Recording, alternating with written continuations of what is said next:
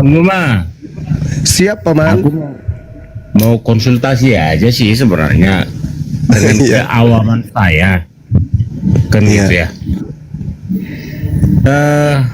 Yang saya dengarkan Al-Quran itu dan Islam itu adalah penyempurna ya, kalau nggak salah ya. Iya, penyempurna dari ajaran-ajaran sebelumnya, Bang. Sebelumnya kan gitu kan. Iya. Ajaran mana aja itu bang yang disempurnakan sesuai dengan versinya Islam bang? Yang pertama, Al-Quran itu sebagai penyempurna karena Al-Quran itu diwahyukan untuk seluruh umat manusia. Kalau kitab-kitab sebelumnya itu hanya diutus kepada kaumnya masing-masing. Oke, artinya begini, harus dikomparasi dengan kitab A, kitab B, kitab C, kan gitu. Seperti itu kira-kira ya. Logisnya berpikirnya ya. Terhadap mana gini. itu kira-kira? Kita urai dulu satu persatu. Itu maksud saya, Pak Bang Juma. Iya. Supaya Jadi edukasi gitu loh. iya. Jadi kalau Al-Quran itu, Bung, dikatakan sebagai penyempurna dalam hubungannya antara hablum minallah dan hablum minan nas. Jadi yang disempurnakan di sini adalah tali penyampai penghubung antara makhluk manusia dengan Tuhannya, dan juga Ya, tentunya kan tali penghubung silaturahmi antar sesama manusia. Itu yang disempurnakan tuh dalam Al-Quran. ya tentunya kan ada beberapa ajaran-ajaran sebelumnya, hukum-hukum sebelumnya dengan Ya. item-itemnya. Kan begitu ya, kira-kira ya logika berpikir sebagai awam ini Bang Juma. Iya, sebagian daripada itu adalah yang Anda sebutkan tadi barusan. Iya, maksud saya gini, saya ingin pencerahan Iya. aja. Iya, Kan di benak saya bahwa Islam itu adalah ajaran penyempurna, kan gitu. iya, Al-Quran itu adalah penyempurna ajaran-ajaran hukum-hukum sebelumnya, kan begitu ya. iya, iya. Hukum apa aja yang sebelumnya itu rupanya Bang Juma? Ya itu tadi yang saya katakan, Bang. Kaitannya hubungan dengan Tuhan Kan ada item-itemnya Bang Juma. dalam hal ini ibadah. Kemudian hubungannya. Maksud saya begini Bang Numa, supaya saya lebih ada tentunya hukum-hukum sebelumnya, ada ketentuan-ketentuan sebelumnya tetap sebelumnya, sehingga menjadi hukum, sehingga menjadi norma etika, kan begitu, sebagai hukum kebersamaan sosial bermasyarakat, kan kira-kira seperti itu ya Bang Numa ya. Hubungannya Tadi saya sudah menjelaskan. Iya, tadi saya sudah mengatakan hubungan kepada Tuhan dan tata cara hubungan kepada sesama manusia, kepada sesama. Benar. Iya, tentunya kan ada sesuatu hukum sebelumnya. Iya. Iya. Oke. Coba Abang sebutkan aja sehingga saya paham gitu. Hukum Iya, apa aja yang disempurnakan? Ya, kalau data-data di dalam Al-Quran yang disempurnakan, ya lihat aja Quran, Bang. Lihat Al-Quran itu bagaimana kemudian. Bang, maksud saya begini, saya kan dari awal saya sudah bilang saya awam penjara. Ya tentunya kan sebagai abang yang mengklaim diri sebagai yang tahu Al-Quran dan mengklaim bahwa Al-Quran itu adalah penyempurna dan ajaran Islam itu adalah penyempurna, kan gitu. Saya ingin tahu gitu. Oke, saya kasih contoh ya Bang. Pertanyaannya seperti apa gitu loh Bang Noah. Oke, saya kasih contoh satu aja. Enggak, aku mau keseluruhan Bang. Bahwa saya banyak itu bisa 500 tahun itu saya bisa ngajar di sini kalau keseluruhan Islam itu luas. Satu aja contoh. Bukan begitu. Artinya begini. Klaimnya adalah Islam itu adalah penyempurna, Al-Quran itu adalah penyempurna dari kitab-kitab sebelumnya. Tentu seperti itu ya. Kalau nggak salah ya. Nggak usah mutar-mutar Bang. Saya bukan orang Kristen. Bukan Anda berbicara itu saya udah paham. Ada mana? Nah, itu maksudnya loh. Ini makanya saya mau jelaskan. Makanya saya mau jelaskan. Apa sih orang ini? Saya kasih contoh satu. Karena kalau saya kasih contoh banyak, membedakan antara manusia dengan setan aja Anda nggak bisa membedakan antara Yesus dengan setan, Anda nggak bisa. Jadi saya kasih contoh satu nih Bang. Oke? Jangan jadikan ini gereja, ini bukan gereja, ini tempatnya orang-orang berakal gitu loh. Al-Quran mengatakan begini, A'udzubillahi minasyaitonirrajim, wasainal insan biwalidayhi hamalatsu ummuhu wahnan ala wahnin wa fisaluhu fi amain anishkurli wali walidaik. Itu bahasa-bahasa yang saya ya paham. katanya mau Al-Quran sempurna, gimana pertanyaan? Bahasakan dengan bahasa awam. Oh nggak bisa, ini bicara mengenai kitab sempurna, gimana ceritanya? Makanya jangan, saudaraku, kalau Anda kapasitasnya itu hanya materi-materi anak TK, jangan bertanya tentang materi anak kuliahan, akan berat. Ini contoh, ini contoh. Ini dengar semua turunkan, netizen ini semua Bang Hadi, segera turunkan orang ini Bang Hadi. Kasihan dia, orang gila. Jangan dipamer kegilaannya. Jadi ayat suci Al-Quran salah satunya sebagai penyempurna, kaidah yang disempurnakan, misalnya yang mana dikatakan ayat suci? Mana ada dalam Quranmu dikatakan Quran itu ayat suci? Sabar dulu. Di mana dikatakan? Jadi dalam Al-Quran nggak ada kata suci di dalam Quran. Ya Allah ya Karim. Jadi di dalam Al-Quran dikatakan dalam Quranmu bahwa Quranmu itu kitab suci, mana? Subhanallah. Ya masuhu illal Kalian minoritas aja gini, gimana kalau kalian mayoritas ya? Minoritas aja kalian kayak gini. Mana kalau kalian mayoritas? Al-Quran mengatakan begini, wawasainal insan, aku Tuhan perintahkan kepada manusia agar berbuat baik kepada kedua orang tuanya. Ibunya telah mengandungnya dalam keadaan lemah yang bertambah-tambah dan menyapihnya dalam usia 2 tahun. Bersyukurlah kepadaku dan kepada kedua orang tuamu. Hanya kepadaku kalian kembali. Wa in jahadaka ala an tusyrika bi ma laysa laka bihi ilmu fala tuti'huma wa sahibuhuma fid dunya ma'rufa. Nah, kaidah Islam mengajarkan jika kedua orang tua kandungmu memaksamu mempersekutukan aku dengan sesuatu yang engkau tidak mempunyai ilmu tentang itu, kata Quran, janganlah engkau mentaati keduanya. Nah, dengarkan. Dan pergaulilah kedua orang tuamu itu di dunia dengan cara-cara yang baik. Ini salah satu ajaran yang disempurnakan oleh Al-Quranul Karim. Mana ajaran yang kemudian yang disempurnakan atau dijadikan sebagai sandaran yang berasal dari pertanyaan saudara kita tadi. Kok bisa orang di luar Islam, meskipun dia adalah orang tua kita meskipun dia di luar Islam, hukumnya wajib memperlakukan kepada kedua orang tua kita dengan cara yang ma'ruf, dengan cara yang baik.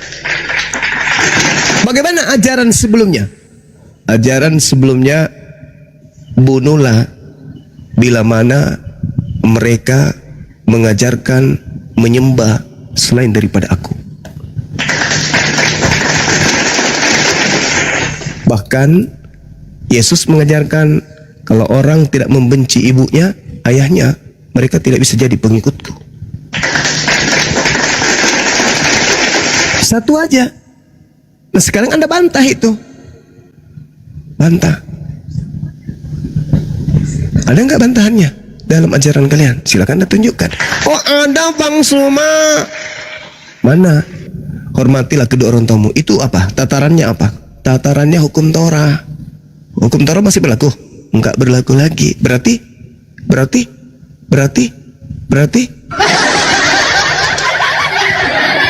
itu yang disempurnakan. Sayangnya saudara kita itu datang ke sini bersama dengan setannya, jadi nggak bisa diskusi dengan baik. Silakan. Ya, Beksu, selamat malam Beksu. Beksu dibuka mic-nya. Ini biksu maksudnya. Waduh, casnya Ya, dicabut selamat dulu. pagi. Ya, pagi. Kristen atau Muslim? Kristen. Oke, silakan. Ini Pak, saya mau tanya ini. Kristen ini dengan Islam perbedaan mendetailnya itu apa? Kemudian Iya. Al-Quran dikatakan sebagai kitab penyempurna, kitab-kitab sebelumnya yang disempurnakan. Al-Quran ini dari kitab-kitab sebelumnya apa sih? Dan Ya, itu tadi contohnya, Bang. Dan kelemahan daripada kitab-kitab sebelumnya itu apa? Itu tadi, sangat Bang. mendasar sehingga Al-Quran Saudara, datang untuk menyempurnakan. Gitu. Suara saya kedengaran nih. Oke, saya kasih contoh ya. Saya kasih contoh. Misalnya di dalam kitab yang Anda ambil dari agama lain, kitab Ulangan 13. Ini yang saya singgung tadi. Apa yang dikatakan di dalam kitab saudara?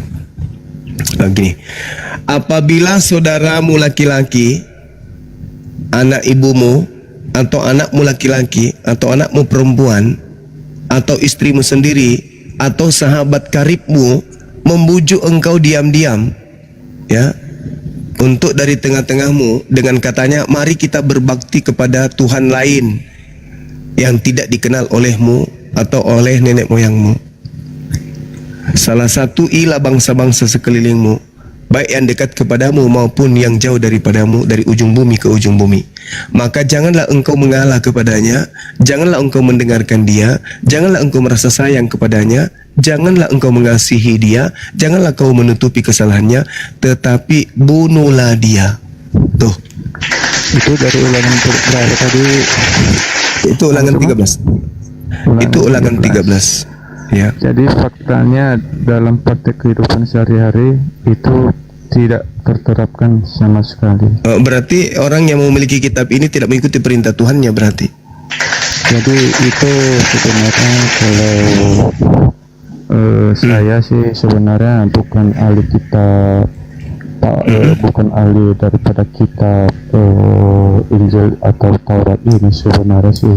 Tapi dengan Bang Juma ya sebenarnya meskipun bukan berpaham Kristen, tapi saya lihat sangat ahli membedah Alkitab ini karena ada kelebihan yang diberikan kepada Al-Quran kepada pendebat Islam. Begitu kalau saya perhatikan.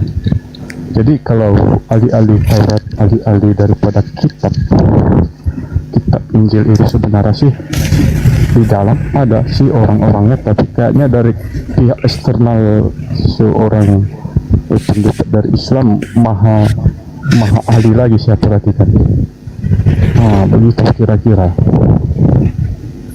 Iya, jadi tadi saya ditanya, ini sudah dua penanya nih yang bertanya kepada saya, apa yang disempurnakan kemudian oleh Islam, oleh Al-Quran. Nah itu tadi tatanannya yang sederhana aja dulu. Al-Quran mengatakan wa in jahadaka ala an tusyrika bihi ma laysa laka bihi ilmu fala tuti'huma wa sahibuhuma fid dunya ma'ruf. Itu kata Quran, ma'rufan. Maka ketika ibumu mengajak kamu menyembah selain daripada aku. Begini Kang Zuma, saya mau tanya. Karena saya lihat ahli-ahli daripada kitab sebelum kitab Al-Quran ini sebenarnya orang-orangnya ada di dalam sebenarnya. Tapi saya perhatikan Kang Zuma ini lebih daripada ahli-ahli yang di dalam, tapi saya bisa menjuluki sebagai maha ahli daripada kitab-kitab yang bukan kitabnya Bang Zuma. Nanti Mija balas ya, anak nanti marah lagi nanti orang lain Bang. Begitu kira-kira Bang Zuma ya.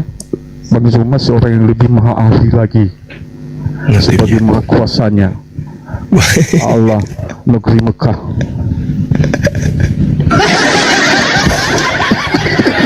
Aduh, parah. Betul. Jadi gitu.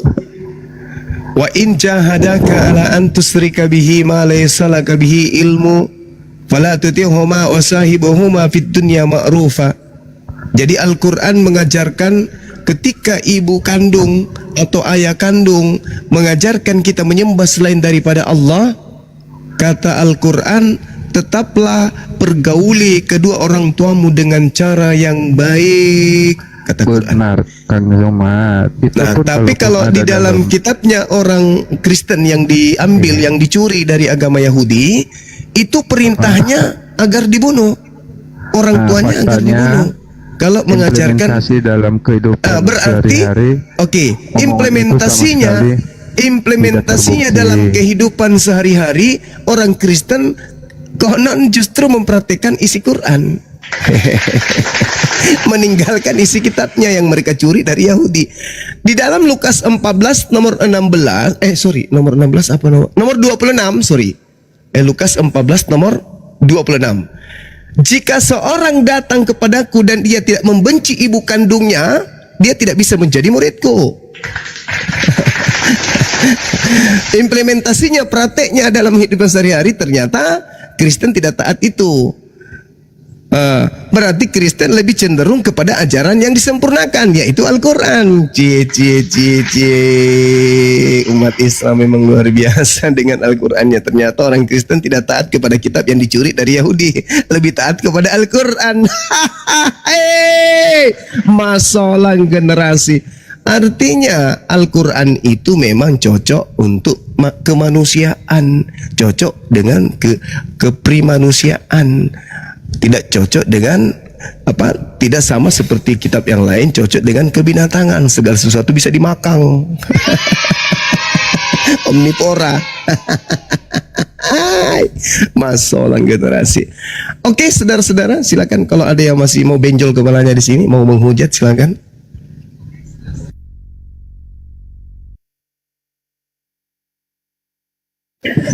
Iya, Bu Rara tadi tapping di bawah, saya naikkan lagi. Silakan langsung dibuka mic-nya, Bu Rara. Iman krisis katanya dari guru di bawah. Silakan. Bu Rara Safira Triwilujeng.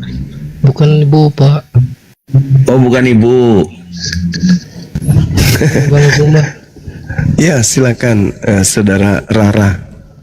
Makasih tadi sudah dipanjangin nama akunnya. Ya, nasionalisme artinya Anda itu orang nasionalis. Lanjut. Oke, terima kasih. Ini Bang, iya tadi memang krisis iman ini Bang. Ya, dari mana Bang? Dari mana? Islam, Kristen? Dari Kristen? Ya, identitas saya lagi kacau nih Bang. Sama seperti monyet peliharaan kakek saya, dia nggak punya agama juga. Iya, ya gimana? Tapi Anda nggak mirip-mirip kali kan mau jadi monyet, enggak kan ya? Orang tua saya Islam, orang tua saya. Masya Allah, mudah-mudahan anaknya ndak keliru salah jalan. Silakan.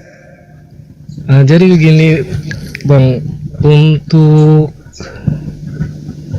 membedakan identitas pada zaman Rasulullah dulu, Islam dan agama-agama lain, contohnya seperti apa ya Bang? Iya, kalau Islam itu penyerahan diri sepenuhnya, niat, kemudian diucapkan, lalu dipraktekkan, itu di Islam. Ketika mereka mengatakan la ilaha illallah, maka mereka harus tunduk kepada kalimat itu. Kesaksiannya harus dibuktikan dengan praktek. Kalau bersaksi tiada Tuhan selain Allah, maka wajib hukumnya mengikuti apa yang menjadi aturan Allah. Itu yang membedakan Bang. Silakan. Selain itu Bang, mungkin dengan ritual atau Iya, dengan ibadah itu tadi ku bilang, dengan praktek. Jadi niat diucapkan lalu dipraktekkan, itulah Islam.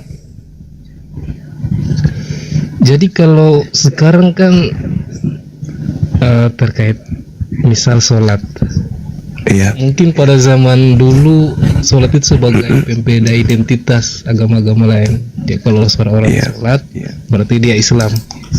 Iya. Nah, kalau sekarang kan nggak perlu sholat lagi, berarti kan KTP-nya udah Islam. Loh, kok nampak kayak begitu? Allah tidak melihat identitas KTP. Nah, Kan tadi misal sudah bersaksi, oke, meyakini Tuhanku satu, aku Muhammad. Kalau perlu sholat lagi kan KTP-nya udah Islam. Nah, itu ilmu dari mana, Bang? Ini akal aja yang berpikir, asumsi diri sendiri sih, Bang. Oh, enggak. Anda kan tadi berbicara mengenai Islam, kok larinya ke akal-akalan. Jadi di Islam itu kenapa ada KTP? Itu karena kita di Indonesia ini adalah negara yang majemuk, agama yang banyak agama di dalamnya, negara yang banyak agama di dalamnya. Nah, negara kita menyediakan fasilitas masing-masing agama untuk menjalankan syariat agamanya masing-masing. Maka supaya ketahuan, maka orang ini Islam atau Kristen harus punya identitas. Begitu, Bung. Bukan dijadikan identitas itu untuk menggugurkan kewajiban sebagai makhluk Tuhan. Hanya ada dua sebenarnya. Kalau Anda ingin bebas seperti binatang, keluar dari Islam. Kan Islam memberikan ruang. La ikraha fiddin wa qulil haqqu mir rabbikum. Kebenaran itu sudah kuwahyukan, sudah kuturunkan, kukoneksikan dengan hati dan kalbu dan pikiran kalian. Barang siapa yang mau beriman silakan menjalankan syariat-syariat sebagai orang beriman. Barang siapa yang ingin kafir ya silakan hidup seperti binatang. Kan Al-Quran tidak memaksa. Jadi kalau Anda kemudian punya orang tua Islam, Anda tidak mau kemudian tunduk kepada aturan Islam, ya keluar, Bang. Bebas abang itu, bebas sebebas-bebasnya. Tidak ada dalam Al-Quran itu, wahai orang-orang kafir, dirikanlah sholat. Nggak ada.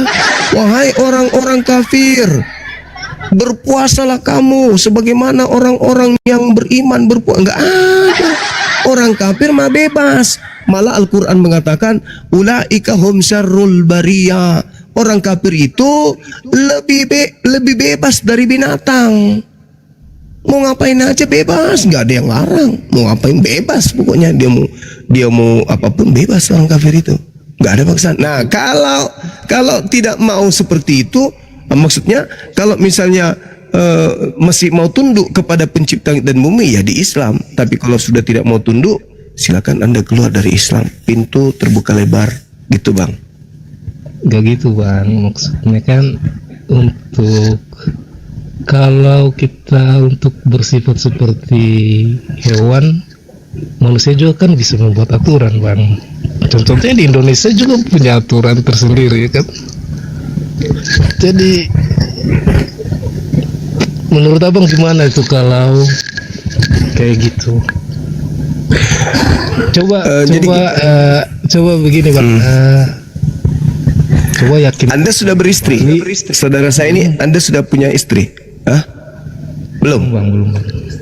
Oke. Di rumah Anda waktu Anda kecil ada aturan? Ada. Untuk apa aturan itu dibuat? Agar lebih tertata aja hidupnya nih. Agar lebih tertata. Itu aturan itu karena kebencian atau karena kasih sayang? Karena kasih sayang. Semakin banyak aturan, semakin nampak kasih sayang orang tua kita. Kan gitu? Iya kan ya? Bisa jadi. Nah, kalau orang tua kita tidak sayang kepada kita, kadang-kala, maka semakin banyak aturan, karena bukan hanya semakin sayang sih, tapi semakin takut juga mereka kepada kita. Kayaknya seperti itu. Semakin banyak aturan, semakin nampak kecintaan dan kesayangan orang tua kita itu kepada kita. Aturan dibuat orang tua itu karena sayang. Mungkin cara mereka, mungkin iya, betul, karena takut. Kenapa dia takut? Karena sayang. Kalau tidak sayang, lu mau ditabrak mobil kek, lu mau telan sepatu kek, EGP. Kalau tidak sayang, maka karena dia sayang, takut anaknya ada apa-apa, dibuatlah aturan. Itu skala kecil aja. Kalau Anda sayang kepada yang Anda miliki, pasti Anda ingin milik Anda itu selalu bersih, Anda ingin milik Anda itu selalu rapi, Anda ingin kemudian milik Anda itu selalu kemudian terjaga dari hal-hal yang negatif. Begitulah pencipta langit dan bumi. Pencipta langit dan bumi itu penyayang, makanya diberi aturan.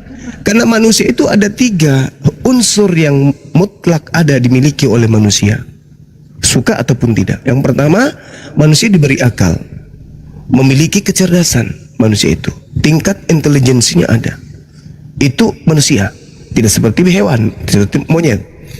Yang kedua, di samping manusia itu punya kecerdasan, manusia memiliki kodrat free will, kehendak bebas, bisa memilih, bisa menjadi kafir, bisa menjadi muslim, bisa menjadi maksiat, bisa menjadi ahli ibadah.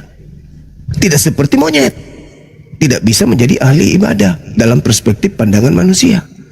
Bisanya hanya ya kemonyet-monyetan.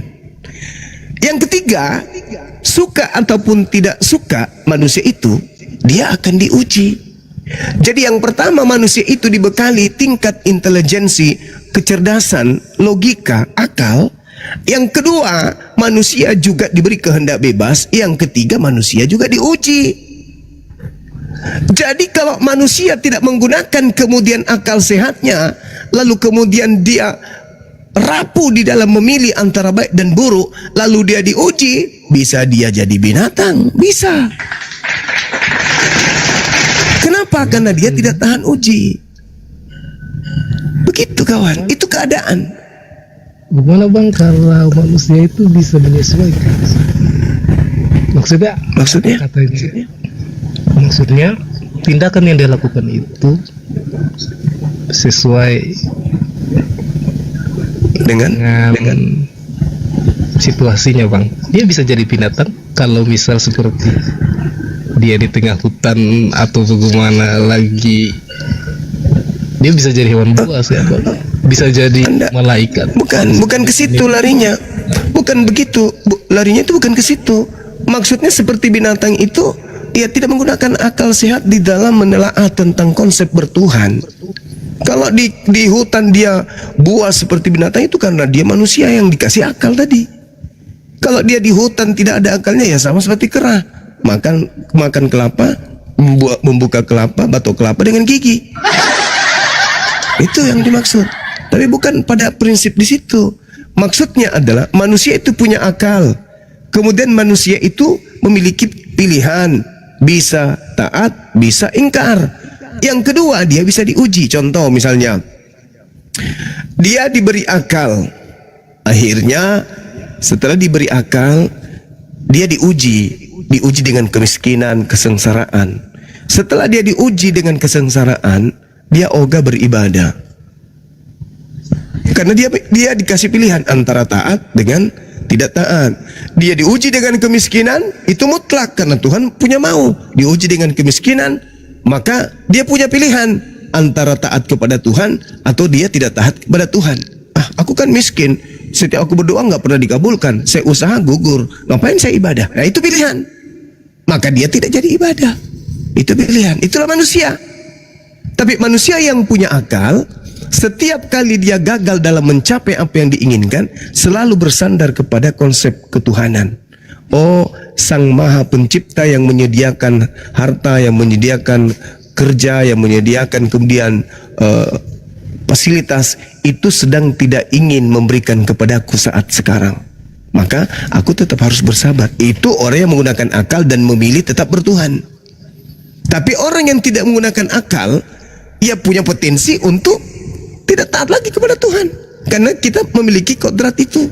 Kalau binatang dikasih kemudian dia makan setiap hari misalnya rumput, ada nggak dia putus asa? Aku kok tiap hari makan rumput, nggak kayak manusia, dia bisa makan ini makan itu, saya rumput melulu, ngapain saya ibadah? Kan nggak ada pilihan. Ya dia makan rumput saja. Karena itu tidak ada pilihan bagi mereka. Tidak ada ibadah sujud takbir kepada mereka. Maka itulah yang terjadi kodratnya sebagai binatang. Kita manusia tidak. Manusia itu punya potensi untuk menjadi orang yang taat dan punya potensi untuk menjadi orang yang ingkar. Dengan ujian-ujian itu tadi. Bisa nggak kambing itu diuji dengan penyakit tumor, penyakit sakit gigi? Bisa. Dengan penyakit misalnya kemiskinan, keadaan di mana mereka miskin, bisa nggak? Nggak bisa. Makanya kambing itu tidak dikasih pilihan. Kalau manusia dikasih fasilitas akal, Kemudian dikasih juga pilihan. Apakah mereka memilih agama menyembah makhluk yang keluar dari kubur dengan mematikan akal, atau mereka meninggalkan penyembahan terhadap makhluk yang keluar dari kubur dengan menggunakan akal? Itu pilihan, Bung. Begitu. Jadi sebenarnya Bang, yang lebih membutuhkan nih, Tuhan membutuhkan manusia atau membutuhkan Tuhan? Iya, manusialah yang membutuhkan Tuhan. Tuhan tidak membutuhkan. Butuh manusia kan buat dia diakui ada. Seperti tadi yang saya simak. Tuhan itu tidak sama seperti makhluk. Jangan didudukkan Tuhan itu seperti makhluk. Kalau Anda mendudukkan Tuhan itu seperti makhluk, berarti Tuhan itu membutuhkan makhluk. Tuhan tidak membutuhkan makhluk. Makhluk yang membutuhkan Tuhan. Maksudnya cara Tuhan agar ditahu menciptakan. Maka dia menciptakan karena dia maha kuasa. Berarti bisa Karena dia maha. Bisa dong dia menciptakan diri sebagai manusia juga. Oh, nggak bisa. Kalau dia menciptakan, itu ciptaan, bukan dirinya. Bagaimana ceritanya Tuhan menciptakan? Berarti hilang dong kemampuan dia sebagai Tuhan. Kan dia maha pencipta. Iya, dia maha pencipta. Segala sesuatu yang diciptakan bukan Tuhan, tapi ciptaan. Bonyok. Udah bang. Anda kalau mau bodoh aja sendiri. Mohon maaf, pertanyaan Anda itu pertanyaan bekicot.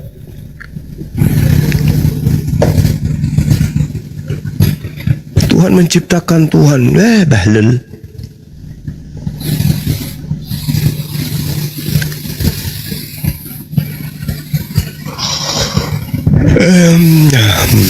Ini kalau manusia lahir dari tanah sengketa gitu.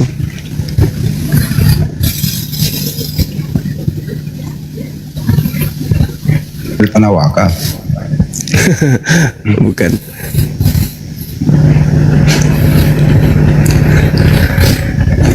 Ini kayaknya mereka ini satu komando ya. Siapa komandonya begini? Saudara Rio Andika Putra, barakallahu fik. Sehat selalu, Bang.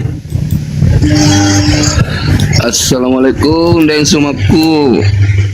Waalaikumsalam warahmatullahi wabarakatuh. Alhamdulillah. Menonton jakit tadi. Menonton nggak dan sumaku. Ramenya tadi kuliah maghrib sama Isya full.